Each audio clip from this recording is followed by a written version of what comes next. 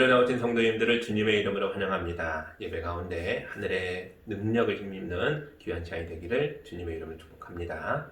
이제 함께 예배합니다. 하나님께 예배하는 사람은 영과 진리로 예배해야 합니다. 아멘.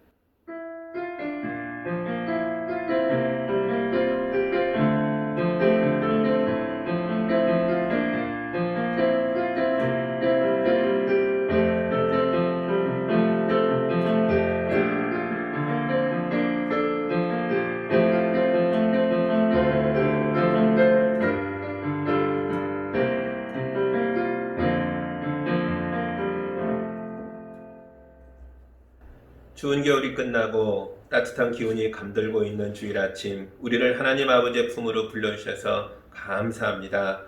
주님께서 만민에게 복을 주시기 위하여 거룩하게 구별하신 이 날에 우리도 몸과 마음을 성결케 하여 아버지 앞에 왔습니다. 주님, 우리의 찬양을 기쁘게 받아주시고 우리의 기도에 귀를 기울여 주시고 우리가 드리는 예물에 아벨의 제사처럼 거룩하게 흠양하여 주시옵소서. 예수님 이름으로 기도합니다.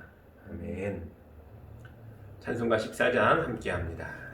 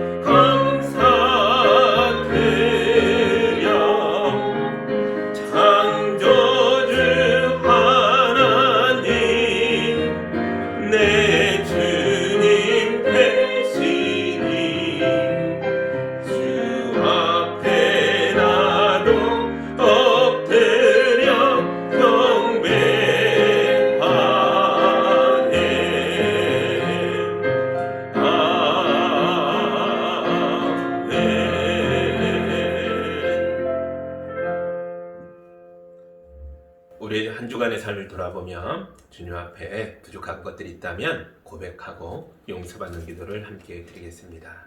함께 기도합니다.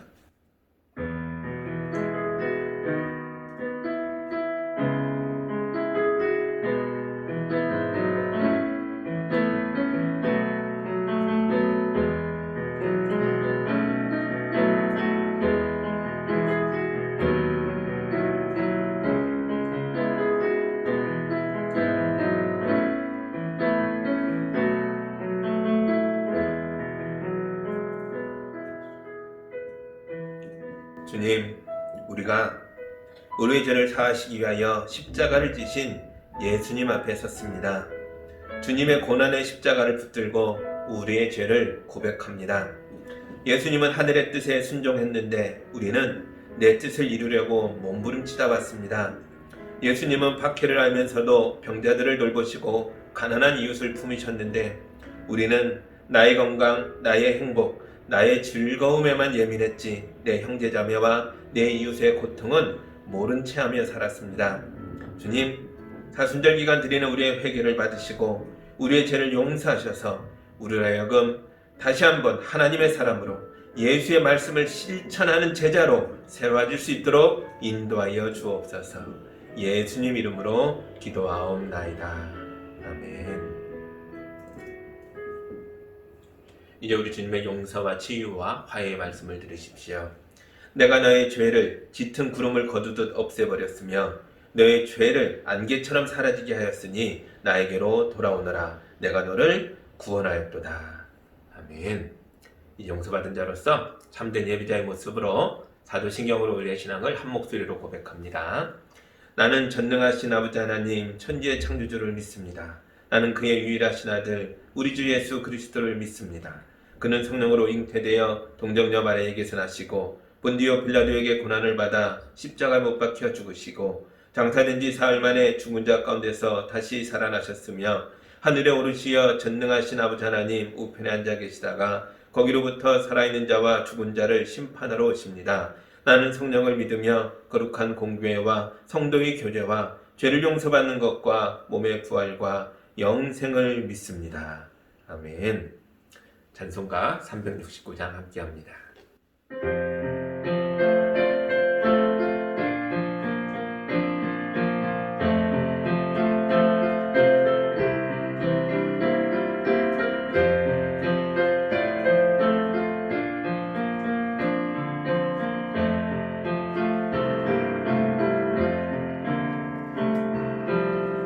죄짐 맡을 이 끝을 어찌 좋은 친군지 걱정 근심 무거운 짐 우리 주께 맡기세 주께 고함 없는 복을 받지 못하네. 사람들이 어찌하여 아랠 줄을 모를까. 시험 걱정 모든 괴로움 없는 사람 누군가. 부질없이 낙심 말고 기도드려 아뢰세. 이런 진실하신 친구 찾아볼 수 있을까. 우리 약함하시오니 어찌 아니하릴까. 근심 걱정 무거운 짐 아니 진짜 누군가. 피난처는 우리 예수 주께 기도드리세. 세상 친구 멸시하고 너를 조롱하여도 예수 품에 안기어서 참된 위로 받겠네.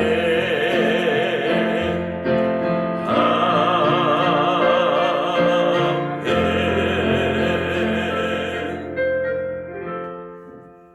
함께 기도합니다. 선하시며 인자하심이 영원하신 하나님 아버지, 주님의 자녀들이 거친 세상에서 힘들게 살다 왔습니다. 주님 품에 안아주시고 머리를 쓰다듬어 주시고 따뜻한 주의 은혜 가운데 위로받게 하여 주시옵소서. 주님, 우리 아이들이 학교를 다닙니다. 유치원을 갑니다. 주일학교를 옵니다. 주님, 여러 가지 모습으로 세상에 다시 발걸음을 떼지만 아직 불완전합니다. 주님께서 도와주셔야 합니다. 지켜주셔야 합니다. 동행하여 주시옵소서. 주님, 집에 있는 시간이 아직도 많습니다. 가족과 있는 시간이 힘들고 어려울 때도 있지만 짜증으로 서로를 대하는 것이 아니라 주의 은혜를 가지고 기도하는 마음으로 서로를 아끼며 사랑하며 하나님의 은혜를 풍성히 누리는 가정이 될 수 있도록 도와주시옵소서. 주님, 우리가 부족합니다. 말씀을 우리에게 넣어주셔서 우리의 수준과 우리의 상황을 넘어서는 거룩한 것으로 하나님의 은혜로 살아낼 수 있도록 인도하여 주시옵소서.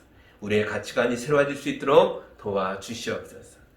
주님, 이 봄에 백신이 보급되고 있어서 생각보다 빠른 속도로 많은 사람들이 이 백신을 맞고 있습니다. 그러나 예상치 못한 부작용들도 나타나고 있습니다. 주님, 인간의 이런 부족함을 불쌍히 여겨주셔서 우리 백성들이 또 어르신들이 백신을 맞을 때에 부작용이 없도록 도와주시옵소서. 새로운 변종 바이러스들이 늘어나면서 지금의 백신으로 다 커버가 될지 두려움이 있습니다. 주님, 의학자들에게, 연구자들에게 지혜를 주셔서 주님, 더 나은 것들이 속히 코로나 바이러스를 종치시킬 수 있는 역사들이 이루어질 수 있도록 인도하여 주시옵소서.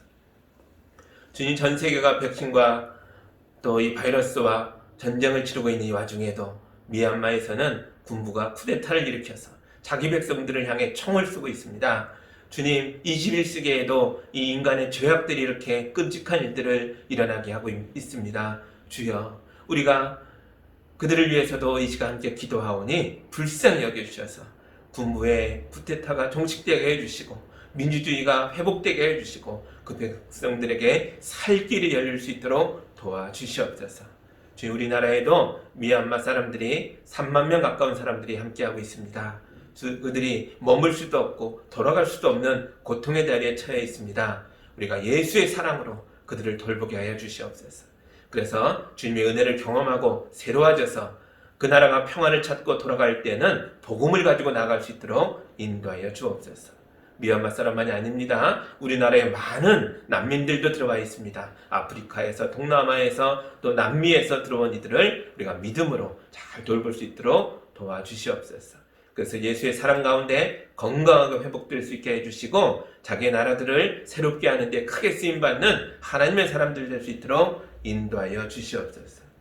아버지 하나님, 우리 성도사님들 중에서 세계 각국에서 나아가 일하시는 분들 중에 주님, 한국에 있었다 하면 괜찮았을 분들이 코로나에 걸려서 어려움을 겪기도 하고 심지어 생명을 잃는 일도 있습니다. 어제도 온두라스 선교사님이, 우리가 파송했던 선교사님이 코로나로 인해서 돌아가셨다는 이야기를 들었습니다. 주님, 우리를 대신하여 세계 각국에 나가 있는 선교사님들을 불쌍히 여겨주시고 그들의 가족도 지켜주시고 은혜가 있게 하여 주시옵소서. 이들의 놀라운 헌신을 통해서 각 나라마다 십자가가 세워지게 하시고 주님의 몸된 교회가 세워지게 하시고 복음이 전파되어 세상을 변화시키며 그들이 구원받게 하여 주시옵소서. 주님, 우리가 이제 예배합니다. 우리의 찬송과 기도가 울려 퍼질 때에 상한 영혼들이 위로받게 해주시고 말씀을 들을 때에 이 말씀을 통해서 용기가 샘솟게 해주시고 다시 한번 힘을 내어 살아갈 수 있는 소망이 넘치게 하여 주시옵소서. 이 시간 영상으로 예배하는 모든 가정마다 주의 영으로 임재하여 주셔서 하늘의 복으로 가득가득 채워 주시옵소서. 예수님 이름으로 기도하옵나이다. 아멘.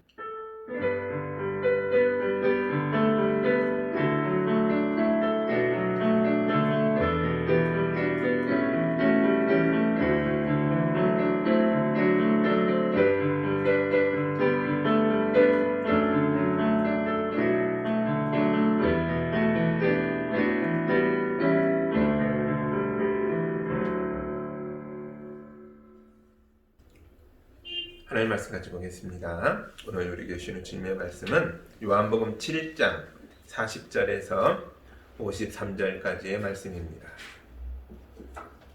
하나님 말씀을 봉독할 때 여러분도 함께 해보시기 바랍니다. 이 말씀을 들은 무리 가운데는 이 사람은 정말로 그 예언자이다 하고 말하는 사람들도 있고 이 사람은 그리스도이다 하고 말하는 사람들도 있었다. 그러나 더러는 이렇게 말하였다. 갈릴리에서 그리스도가 날 수 있을까? 성경은 그리스도가 다윗의 후손 가운데서 날 것이요 또 다윗이 살던 마을 베들레헴에서 날 것이라고 말하지 않았는가? 무리 가운데 예수 때문에 분열이 일어났다. 그들 가운데서 예수를 잡고자 하는 사람도 몇 있었으나 아무도 그에게 손을 대지는 못하였다. 성전 경비병들이 대제사장들과 바리새파 사람들에게 돌아오니 그들이 경비병들에게 물었다. 어찌하여 그를 끌어오지 않았느냐? 경비병들이 대답하였다. 그 사람이 말하는 것처럼 말한 사람은 지금까지 아무도 없었습니다. 바리새파 사람들이 그들에게 말하였다. 너희도 미혹된 것이 아니냐? 지도자들이나 바리새파 사람들 가운데서 그를 믿는 사람이 어디에 있다는 말이냐? 율법을 알지 못하는 이 무지렁이들은 저주받은 자들이다. 그들 가운데서 한 사람으로 전에 예수를 찾아간 니고데모가 그들에게 말하였다. 우리의 율법으로는 먼저 그 사람의 말을 들어보거나 또 그가 하는 일을 알아보거나 하지 않고서는 그를 심판하지 않는 것이 아니요. 그들이 니고데모에게 말하였다. 당신도 갈릴 사람이요 성경을 살펴보시오. 그러면 갈릴리에서는 예언자가 나오지 않는다는 것을 알게 될 것이요. 그리고 그들은 제각기 집으로 돌아갔다. 아멘. 제가 기도합니다. 하나님, 초막절 마지막 날 예수님의 외침으로 인하여 분열이 일어나고 다툼이 일어나고 여러 가지 일들이 벌어지는 걸 마지막 장면을 봅니다. 주님, 이 말씀이 우리 안에 꽂힐 때에 우리 생각이 뒤흔들리게 하시고 우리 마음에서도 세상의 생각과 악의 생각들 그리고 하나님의 생각들이 뒤엉켜 다툼이 일어나 우리가 거짓들을 분열해내어 버리게 해주시고 은혜를 누리는 삶으로 하늘의 백성으로 진실한 말씀을 붙들고 나아갈 수 있도록 인도하여 주옵소서. 예수님 이름으로 기도합니다. 아멘. 초막절 축제 기간에 있었던 일들을 몇 주에 걸쳐 보고 있는데요. 드디어 마지막 날이죠. 초막절 축제가 한창이었던 이 마지막 날 예루살렘 성전의 경비대들도 바빠졌죠. 왜냐하면 제사장들과 바리새파 사람들이 예수님을 체포해 오라 라고 명령을 내렸기 때문입니다. 그런데 예수님은 자기에게 체포영장이 떨어진 걸 알면서도 초막절 끝날 이 큰 날에 마지막 날에 목소리를 크게 외쳐서 선포하고 계셨죠. 뭡니까? 목마른 사람은 다 내게 와라. 성경에 이른 것처럼 나를 믿는 사람은 그의 배에서 생수가 강물처럼 흘러나올 것이다. 아멘. 예수님의 외침이 사람들의 마음들을 다 뒤흔들어 놨습니다. 축제 기간 동안 웃고 떠들었지만 사실은 모두 타들어가는 갈증을 숨기고 있었던 거죠. 예수님은 우리의 진실을 꿰뚫어 보고 계셨습니다. 그러니까 여러분, 예수님 앞에서는 연기를 할 필요가 없어요. 목마르다, 갈증으로 죽을 것 같다, 주님 맞습니다, 저는 목이 마릅니다, 제 영혼에 생수를 부어주옵소서. 우리가 솔직하게 인정할 때에 예수께서 우리의 메마른 영혼에 하늘의 것들로, 신령한 것들로, 생명의 물로, 구원의 우물로 생수를 강물처럼 흐르게 하실 줄 믿습니다. 그런데 안타깝게도 마음을 굳게 닫아걸고 예수님을 밀어내는 사람들도 있었죠. 이제 그 사람들이 어떤 자들인가 보시겠습니다. 40절과 41절 봅니다. 이 말씀을 들은 무리 가운데는 이 사람은 정말로 그 예언자이다 하고 말하는 사람들도 있고 이 사람은 그리스도이다 하고 말하는 사람들도 있었다. 그러나 더러는 이렇게 말하였다. 갈릴리에서 그리스도가 날 수 있을까? 많은 사람들이 예수님을 보면 예언자다, 그것도 그 예언자다, 모세가 예언했던 그 사람, 또는 그리스도시다, 메시아다 이렇게 말할 때 어떤 사람들은 고개를 계속 저으면서 갈릴리 사람 아니냐, 예수님은 딱 보니 갈릴리 출신이네, 갈릴리에서 무슨 선한 것이 나겠느냐, 그렇게 주장하고 있습니다.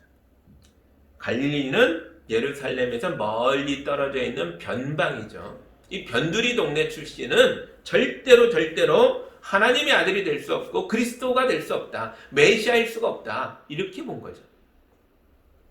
심지어 예수님의 선포하는 말씀을 들으면서 귀가 울리고 가슴이 벌렁대고 예수님이 보여주는 하나님 나라가 손에 잡힐 것처럼 가까이 왔는데도, 그게 느껴지는데도 딱 하나 때문에, 예수가 갈릴리 출신이라는 것 때문에 거절하고 있다는 거죠. 놀랍죠? 사람이 이런 존재입니다. 이게 누구 손해죠? 본인 손해죠. 예수님은 우리 영혼에 생수를 부으셔서 우리에게 구원의 감격을 경험하게 하고 우리를 하여금 하나님의 자녀가 되어서 하나님의 나라를 소유하게 하려고 말씀을 선포하고 있습니다. 근데 이 모든 걸 자기 스스로 거절하고 있는 거죠. 어떤 걸 넘어설 수가 없는 거예요. 이 지역감정, 인간에 대한 차별, 이런 것들이 그 안에 막아서고 있는 것들, 장애물들이 되고 있는 거죠. 예전에 청소년 모임에서 설교할 기회가 있었습니다. 어떤 아이들은 초롱초롱한 눈으로, 반짝반짝한 눈으로 말씀을 사모하는 마음으로 쳐다보는데 어떤 아이들은 팔짱을 끼고 축 늘어진 모습으로 눈을 감고 있더라고요. 나 이제 잘 준비 끝냈다. 이걸 아주 처음부터 시위하듯이 보여주더라고요. 그날 예배를 마치고 한 여학생이 찾아왔습니다. 목사님, 오늘 예배 중에 제 고민이 해결됐습니다. 오늘 저는 예수님을 만났습니다. 이 아이가 얼마나 펑펑 울었던지 눈은이 아주 뭐 퉁퉁 불어있더라고요. 제가 그 아이의 머리에 손을 얹고 주님의 이름으로 축복했습니다. 20년 전의 사건인데요. 지금도 이 아이의 얼굴과 이름이 생각납니다. 그래서 간간히 자꾸 떠오르니까 그 아이를 위해서 지금도 기도합니다. 이제는 아이가 아니겠죠. 그때 중학생이었는데 지금이야 뭐 20년 전이니까요. 이제 성인인데도 불구하고 20년 전의 그 모습을 떠올리며 지금도 그 사람의 이름을 부르며 기도합니다. 제가 이럴 정도라면 우리 하나님은 어떠하시겠습니까? 누군가는 말씀을 듣다가 자기 인생이 변하는 놀라운 경험을 하고 있는데 또 누군가는 그 자리에 같이 있었음에도 불구하고 지금 무슨 일이 일어나고 있는지조차 눈치채지 못하는 거죠. 누가요? 팔짱 끼고 눈 감고 잘 준비한 아이들. 여러분, 예배 시간에 다른 생각하지 마십시오. 길어야 1시간 아닙니까? 핸드폰 너무 들여다보지 마십시오. 여러분이 말씀에 집중하지 않았던 바로 그 순간이 어쩌면 여러분의 인생을 변화시키려는 하나님의 역사가 선포되는 날이었을 줄 누가 알겠습니까? 그걸 놓친다면 누구 손해입니까? 자기 손해죠. 말씀이 우리를 치유합니다. 그러나 들을 귀 있는 자만 들을 수 있는 거죠. 예수님 앞에는 성전의 경비병들도 있었습니다. 이 사람들이 예수님을 체포하려고 왔는데요. 예수님 주변에 사람이 너무 많은 거예요. 그들 중에 일부는 메시아일까? 그 선지자가 맞지 않나? 이러면서 예수님을 초롱초롱한 눈으로 보고 있어서 함부로 잡을 수가 없는 거예요. 그래서 나설 수가 없으니까 좀 기다린 것 같아요. 사람들이 흩어지길 기다렸죠. 사람들이 좀 줄어들면 그때 체포하자. 그 기다리는데 그냥 기다릴 수 없잖아요. 들어야죠. 집중해서 듣게 된 거죠. 어쩔 수 없이 예수의 말씀을 들었는데도 하나님의 은혜가 이 경비병들에게 임했습니다. 말씀이 파고 들어와서 자기 영혼을 뒤흔들어 버리니까 이들이 감히 예수님을 체포할 수 없었습니다. 사람들이 흩어져 가는데도 예수님 혼자 남아도 체포를 못하는 거예요. 그래서 빈손으로 돌아옵니다. 45절과 46절 보시죠. 성전 경비병들이 대제사장들과 바리새파 사람들에게 돌아오니 그들이 경비병들에게 물었다. 어찌하여 그를 끌어오지 않았느냐? 경비병들이 대답하였다. 그 사람이 말하는 것처럼 말하는 사람은 지금까지 아무도 없었습니다. 아멘.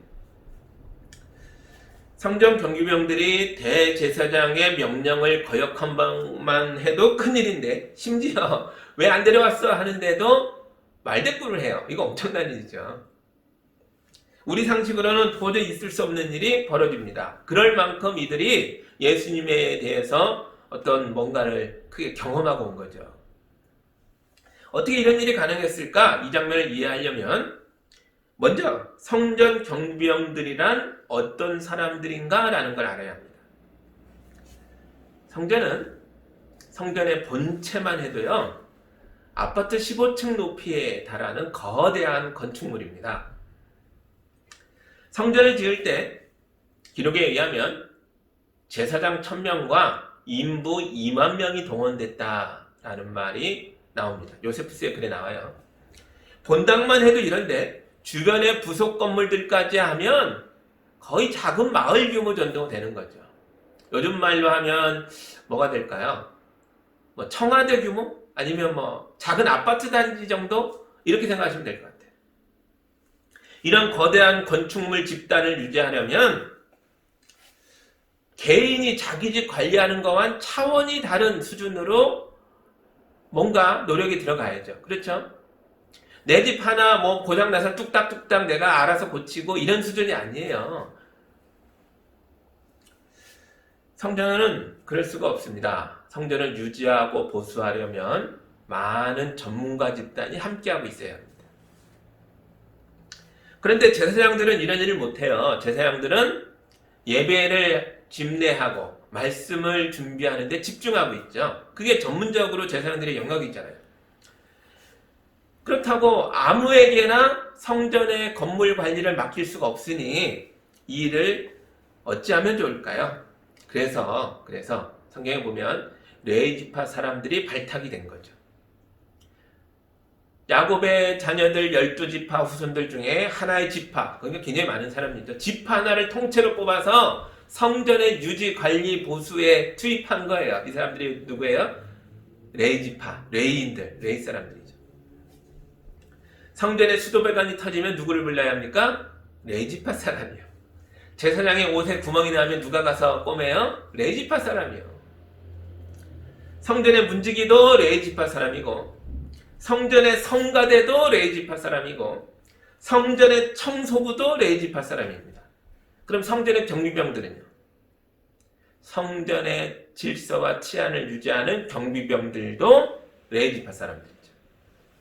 그것도 대를 이어서 모세 이후에 지금에 이르기까지 대를 이어서 수천 년 동안 이 일을 해온 전문가 집단입니다. 그러니까 성전의 일꾼들은 자부심이 대단했겠죠. 그리고 일반인에 비하면 이 일에 대한 전문성이 대단히 높았을 겁니다. 또 성전에서 행해지는 예배를 매일 참석하다 보니까 이 사람들이 가진 예배와 말씀에 대한 수준이요, 이 지식의 수준이 일반인들보다 월등히 높겠죠. 성전의 청수부라고 해서 그냥 청수부가 아니고 성전의 문지기라고 해서 그냥 문지기가 아닌 거예요. 그 중에서도 성전의 경비병들에게는 더욱 특별한 면이 하나 더 있습니다. 이 당시에는 이런 순례자들이 모이는 축제 기간에 성전에 와서 설교하는 자들이 꽤 있었어요. 일반인인데 사람들 앞에 예수님처럼 서서 설교하는 자들이 있었다는 거죠. 그 중에는 자기 스스로 메시아라고 주장하는 사람들도 꽤 있었습니다. 그때마다 경비병들이 출동해서 그런 사람들을 체포했습니다. 가짜 메시아가 순례자들을 선동해서 소란을 일으키는 것을 미연에 방지하고자 하는 노력이죠. 그러니까 성전 경비병들은 자칭 메시아라고 하는 사람들의 이야기를, 그들의 설교를 수도 없이 많이 들어본 사람들이라고요. 이들은 한 번만 딱 들어봐도 아, 이놈 가짜네 라고 판단할 수 있는 능력이 있는 사람들이에요. 한두 번 들어본 게 아니니까요. 그러니까 이들은 단순한 경비병들이 아니고 종교경찰들입니다. 그런데 이런 사람들이 예수의 말씀을 듣고 충격을 받았어요. 가슴이 뛰고 손발이 덜덜 떨려서 도저히 예수를 체포할 수가 없었어요. 왜냐하면 지금까지 이렇게 말하는 사람은 아무도 없었기 때문입니다. 수많은 가짜들을 봤는데 이 사람은 진짜라는 거예요. 그래서 체포할 수가 없었습니다. 그 얘기예요. 여러분, 성전 경비병들은 예수님을 체포하러 왔다가 어쩔 수 없이 예수의 말씀을 들었습니다. 그럼에도 불구하고, 어쩔 수 없이 들었음에도 불구하고 이들은 예수님이 그리스도시다라는 걸 깨달았습니다. 예수의 말씀이 살아있고 힘이 있어서 어떤 칼보다도 더 날카롭게 경비병들의 마음을 꿰뚫어버린 거죠. 물론 하나님의 말씀은 간절한 마음으로 듣는 게 제일 좋죠. 하지만 성전의 경비병들처럼 억지로 와서 듣는 것도 괜찮습니다. 저도 비슷한 경험들이 있죠. 저도 어릴 때 어린 마음에 교회 가는 게 싫을 때도 있잖아요. 그런 날들이 있었습니다. 그때마다 어머니에게 많이 혼났죠. 감히 어찌 교회를 안 간단 말이냐, 어찌 예배를 안 드린단 말이냐, 그리고 많이 혼났어요. 그러니까 어머니가 무서워서 억지로 교회를 갈 때가 많았는데, 여러분 억지로든 어쨌든 교회 생활을 오래 하다 보니까 말게 모르게 이 말씀이 제 안에 들어가서 차곡차곡 쌓이더라고요. 그래서 이젠 제가 이렇게 말씀을 전하는 사람이 된 것입니다. 처음부터 너무너무 사모하는 마음으로 야, 이 말씀이 너무 달고 맛있다 그러면서 이 말씀의 세계로 들어온 게 아니라고요. 때로는 억지로 어거지로 누군가의 강제적인 그런 것이 무서워서, 그럼에도 불구하고 말씀이 안에 차곡차곡 쌓여 우리를 변화시켜 가는 것입니다.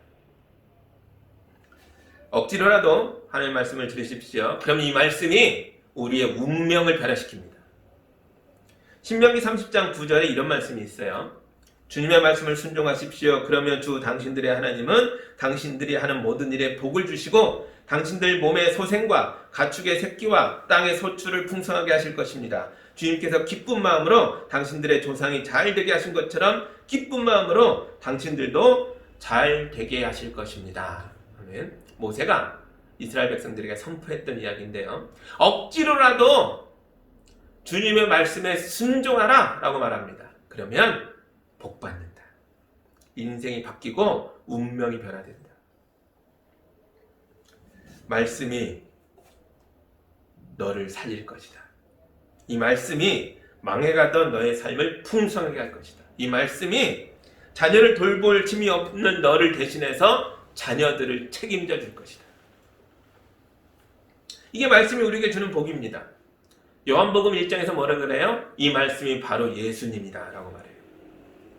여러분 간절한 마음으로 예수님을 믿으십시오. 그러면 예수님이 여러분의 운명을 저주에서 축복으로, 죄인에서 하나님의 자녀로 변화시켜 주실 줄 믿습니다. 아멘. 그러나 끝까지 이런 말씀이 선포되는 이 순간에도 끝까지 말씀을 거절하는 사람들도 있죠. 억지로라도 들으면 역사가 일어날 텐데 팔짱을 끼고 몸을 늘어뜨리고 잘 준비한 사람들, 핸드폰을 들여다보면 마음은 멀리 딴 데로 가 있는 사람들, 정말 큰 문제죠. 하나님의 말씀이 마음 문 앞에 와 있는데 이 한 뼘을 열지 못해서 말씀이 들어가지 않는 거죠. 그런데 이런 사람들 중에서 가장 심각한 사람들이 있습니다. 이들은 귀에 거대한 대못이 박혀있는 바리새파 같은 사람들이에요. 47절에서 49절 보시죠. 바리새파 사람들이 그들에게 말했다. 너희도 미혹된 것이 아니냐? 지도자들이나 바리새파 사람들 가운데서 그를 믿은 사람이 어디에 있다는 말이냐? 율법을 알지 못하는 이 무지렁이들은 저주받은 자들이다. 바리새파 사람들이 성전의 경비병들 보고 너희도 저주받은 무지렁이들처럼 미혹됐구나 라고 말합니다. 이 무지렁이 순수 우리말이죠. 이 말은요, 아무것도 모르는 어리석은 사람들 이런 뜻이죠. 성전의 지도자들과 바리새파 사람들은 스스로 잘났다고 생각하는 것에 갇혀서 이들의 눈에는 갈릴리 사람 예수가 하찮게 보인 거죠. 많은 무리 중에 일부도 그랬죠. 갈릴리에서 무슨 그리스도가 나겠느냐? 이런 것처럼 그들에게 이런 사상을 누가 공급했겠어요? 예루살렘의 지도자들과 바리새파 사람들이죠. 갈릴리에서 무슨 좋은 게 나겠냐? 이 하찮은 갈릴리에서 저 갈릴리 출신 천무지렁이 저 예수가 어떻게 그리스도겠느냐? 너희도 무지렁이들이냐? 이렇게 경비병들을 비난하고 있습니다. 아주 경멸하고 놀리는 말투잖아요. 이러고 있습니다. 이게 뭐예요? 그들의 귀에 자만심이라는 대못이 박혀서 말씀이 들어가지 못하는 거예요. 성경의 전문가들이라고 뽐내던 사람들이 예수의 진정한 정체를 파악하지 못하고 있는 그 시간, 그동안 이들이 저주받은 무지렁이들이다 라고 말했던 보통 사람들은 예수님이 그리스도라는 걸 알아냈습니다. 그렇죠? 그 예언자인가? 그리스도시다. 누가 고백했어요? 말씀을 잘 모르는 무지렁이들이 고백했어요. 왜냐하면 이 무지렁이들은 겸손했거든요. 잘 모르니까 귀를 기울였어요. 예수의 말씀을 들을 때에 하나라도 놓칠까봐 온 마음을 기울여서 들었다고요. 그러자 이 말씀이 무지렁이들의 마음에 들어와서 생수를 강물처럼 터트려 준 겁니다. 믿음이 생기고 깨달아지고 변화가 일어나고 운명이 바뀌었습니다. 그래서 우리 예수님은요, 이런 무지렁이들을 좋아하세요. 우리 예수님은 이런 겸손한 부지런이들의 하나님이십니다. 마태복음 5장 8복도 가만히 들여다보면 다 그런 말씀이죠. 마음이 가난한 사람은 복이 있다.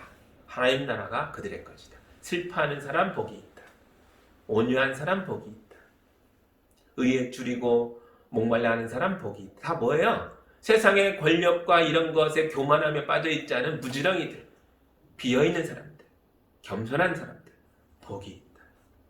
예수님이 이들을 좋아하십니다. 예수님은 무지렁이들의 하나님이십니다. 그리고 이 교만한 바리새파 사람들 중에서도 자기 귀에 박혀있던 자만심을 빼버리고 무지렁이 중에 하나처럼 되어서 예수님 앞에 와서 변화를 시작한 사람도 나옵니다. 운명이 바뀐 사람이죠. 니고데모라는 사람이에요. 50절과 51절 보시죠. 그들 가운데 한 사람으로 전에 예수를 찾아간 니고데모가 그들에게 말하였다. 우리의 율법으로는 먼저 그 사람의 말을 들어보거나 또 그가 하는 일을 알아보거나 하지 않고서는 그를 심판하지 않는 것이 아니요. 바리새파 사람들이 성전의 경비병들에게 뭐라고 했죠? 지도자들이나 바리새파 사람 중에 예수에게 미혹된 자가 누가 있느냐? 하나라도 있더냐? 없다. 얘기했는데 그들 중에 바리새파 사람 중에 바리새파 사람들이고 산헤드린 공의회 이 지도자 계층 중에 속해 있는 니고데모가 예수님 편을 들고 나왔다는 거죠.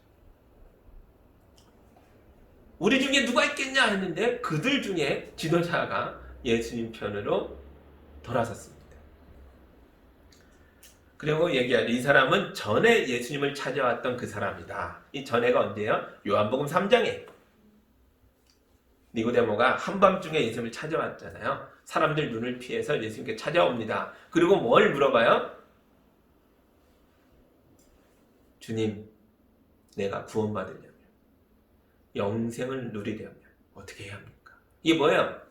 바리새파 사람이고 성경의 전문가고 유대인의 지도자인데 모르겠다는 거예요. 말씀을 내가 전문가 수준으로 익혔는데도 모르겠다는 거예요.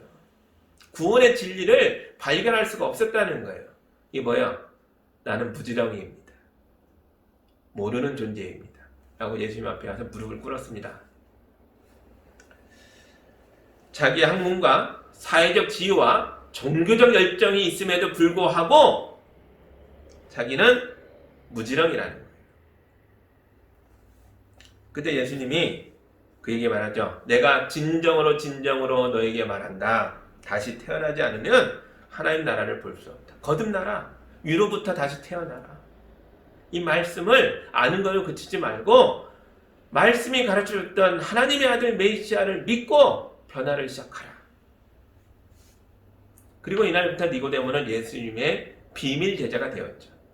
대놓고는 제자라고 말은 못하지만 마음으로 따르기 시작했어요. 이게 뭡니까? 예수님이 이 사람 마음에 심었던 말씀이 자라나기 시작한 거예요. 이런 니고데모가 예수님에게 위기가 닥쳤단 말을 듣고 황급히 달려왔죠. 그리고 비록 아직까지는 살기가 등등한 동료들 앞에서 내가 예수의 제자다라고 말은 못하지만 그럼에도 불구하고 내 신앙을 침착하게 고백은 못해도 예수 편에 서서 예수님을 변호하려고 애를 씁니다. 예전에는 꿈도 꾸지 않았을 일을 하기 시작한 거죠. 니고데모가 하는 말은 이거예요. 우리 율법에 어찌 이렇게 함부로 사람을 죽이는 법이 있더냐?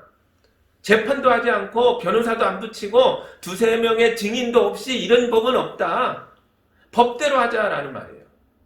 이게 뭐예요? 바리새파 사람들이 율법의 전문가임에도 불구하고 스스로 율법을 어기고 있다라는 그들의 추악한 교만함을, 정체를 폭로하는 장면이에요.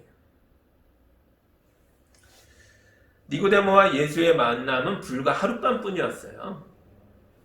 그때 이 짧은 시간에 뿌려진 주님의 말씀이 니고데모 안에서 씨앗이 뿌리를 내려서 자라고 있어요. 하나님의 역사는 한 번 시작하면 멈추지 않고 갑니다. 그 사람을 변화시켜 구원할 때까지 역사가 끊임없이 이루어져 갑니다. 니고데모가 3장에 나오고 7장에 나왔지만 다음 19장에 나올 거예요. 예수님의 십자가 부활 사건에 이 사람이 등장합니다. 그때는 온전한 제자의 모습으로 등장해요. 3장에 숨겨진 말씀이 7장에 자라고 있는 게 보이고 19장에 놀라운 역사로 열매를 맺는 걸 보게 될 것입니다. 존경받던 지도자가 예수님 편에 서니까 이 사람들이 충격받았겠죠. 바리새파 사람들이 충격받고 화가 났어요. 근데 니고데모 말을 반박할 수가 없어요. 공정한 재판을 하는 게 율법이다 하는데 이게 법이요 하는데 아니요 라고 할 수가 없어요. 그래서 다른 방식으로 그들이 니고데모를 꺾으려고 비난하기 시작합니다. 52절이죠. 그들이 니고데모에게 말하였다. 당신도 갈릴리 사람이요? 성경을 살펴보시오. 그러면 갈릴리에서는 예언자가 나오지 않는다는 것을 알게 될 것이요. 당신도 갈릴리 사람이요. 이게 니고데모를 공격한 말입니다. 이건 아마도 귀족 사회에서는 가장 심한 욕이었던 것 같아요. 예루살렘에 거들먹거리던 이 사회 지도층 사이에서는 야 너도 갈릴리 사람이냐? 이게 엄청난 모욕이었던 것 같아요. 갈릴리 사람처럼 개돼지냐? 뭐 이런 요즘 그런 말 많이 하잖아요. 너도 밟히는 무지렁이가 되고 싶으냐? 너도 그렇게 대해줘? 이런 말이죠. 동료들이 비웃을 때 니고데모는 큰 고통을 느꼈겠죠. 그런데 이들은 자기들이 내뱉은 말을 통해서 오히려 자기들이야말로 천하의 무지렁이들이다라는 걸 드러내고 있습니다. 첫째, 이들이 말하는 갈릴리에서 예언자가 나오지 않는다라는 말은요, 틀렸죠. 요나, 엘리야, 나훔 같은 예언자들이 다 갈릴리 출신들인 거예요. 성경의 전문가들인데 성경도 모르고 얘기하고 있어요. 둘째, 예수님이 나사렛 예수라 불리기 하지만 사실은 유대 땅 베들레헴에서 태어나셨죠. 그러니까 이들이야말로 예수에 대해서 아무것도 모른 채 아무 말이나 하고 있는 거예요. 셋째, 이들은 자기 권력에 취해서 가난하고 못 배운 사람들을 차별하고 있습니다. 이건 성경에 담겨있는 하나님의 뜻을 대놓고 무시하고 거역하는 행위죠. 하나님은 늘 가난한 자들의 하나님으로 등장하고 계시는데 이들은 성경 박사들인데도 말씀을 문자적으로는 아는데도 그 말씀에 담겨있는 하나님을 배신하고 있습니다. 그야말로 무지렁이들이죠. 이들 중에서 니고데모만이 유일하게 예수님 앞에 무릎 꿇고 나는 무지렁이입니다 라고 고백했습니다. 그때 예수께서 이 사람 마음속에 말씀을 심어주셨죠. 갈릴리 사람들 그리고 초막절에 성전에 올라와 예수님의 말씀을 들었던 많은 순례자들 가운데 스스로 무지렁이라고 고백했던 사람들은 모두 예수님이 성경에서 약속했던 그 메시아다라는 걸 깨달을 수 있었습니다. 여러분, 예수님은 무지렁이들의 하나님이십니다. 말씀 앞에서 겸손하게 고개를 숙이십시오. 마음을 낮추어서 가난하고 비어있는 마음으로 예수님을 만나시기 바랍니다. 그러면 주의 말씀이 우리 안에 들어와서 영생의 샘물을 터뜨려 줍니다. 우리의 운명이 바뀌는 겁니다. 죽음에서 생명으로, 고통에서 천국의 기쁨으로, 멸망에서 풍성한 하나님의 나라로, 저주받은 죄인에서 거룩한 하나님의 자녀로 변화된 인생을 살아가는 예수양계교회 성도들이 다 되시기를 주님의 이름으로 축복합니다. 함께 기도합니다. 사랑의 하나님 아버지 감사합니다. 주님의 말씀이 무지렁이라고 고백하며 마음을 열고 귀를 열어 듣는 우리 가운데 심겼습니다. 주님, 이 말씀이 니고데모 안에서 자라 열매 맺는 것처럼 우리 안에도 자라서 우리의 삶이 변화되고 생각이 달라지고 인생이 역전되는 거룩한 하나님 백성으로 살아가는 존재들이 될 수 있도록 인도하여 주옵소서. 주님, 이 말씀을 나만 알 것이 아니라 내 배우자에게, 내 가족에게, 내 자녀에게, 내 부모에게, 내 형제들에게, 내 이웃에게 나누게 하여 주시고, 그들 속에도 말씀이 심겨서 구원의 샘물이 강물처럼 터져 흐르게 하여 주시옵소서. 예수님 이름으로 기도하옵나이다. 아멘.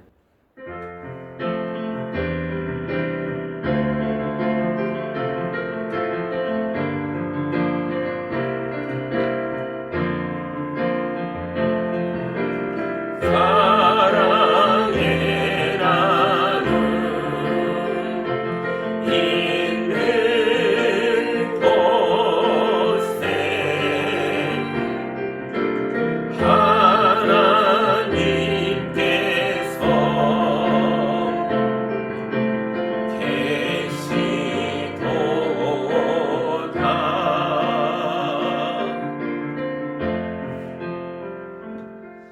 사랑하는 하나님 아버지, 저주받은 우리를 구원하셔서 은혜의 사람들로 하나님의 자녀로 살게 하시니 감사합니다.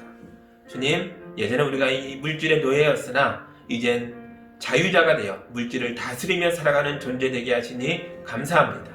주님, 우리가 부족한 가운데 치여있지 않도록, 눌려있지 않도록 주의 성도들을 축복하여 주시옵소서. 거룩한 예물을 구별하여 주님께 올려드렸습니다. 이 귀한 물질이 교회를 세우고 이웃을 살리고 하나님의 뜻을 펼치는 데에 풍성한 강물처럼 흘러넘칠 수 있도록 인도하여 주옵소서. 예수님 이름으로 기도하옵나이다. 아멘.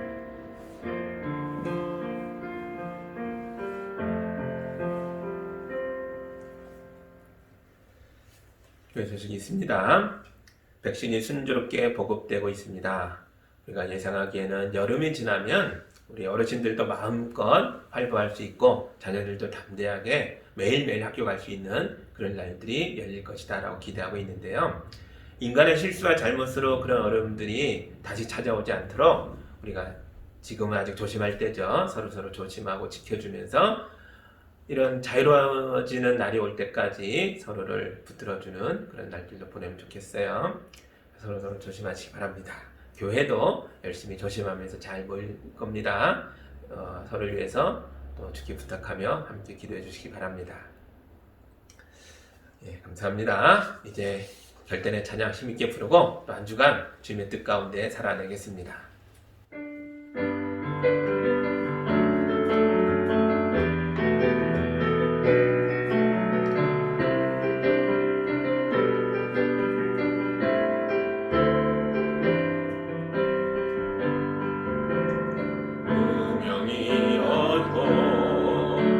공허하지 않은 것은 예수 안에 난 만족함이라.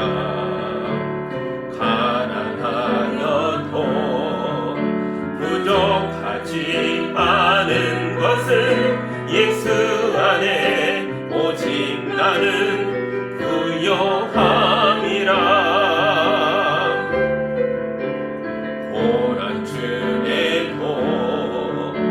견뎌낼 수 있는 것은 주의 계획 믿기 때문이라. 실패하여도 일어설 수 있는 것은 예수 안에 오직 나는 승리함이라.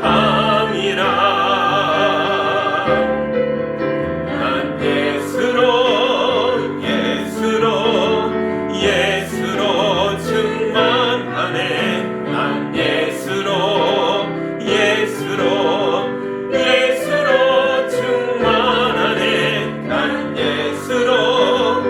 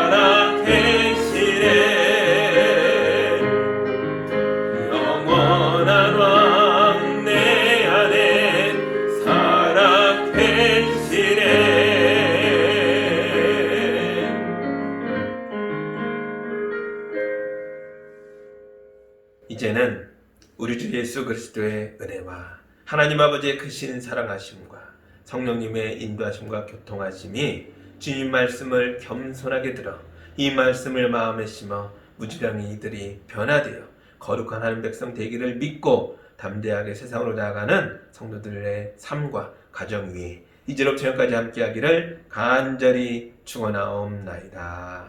아멘.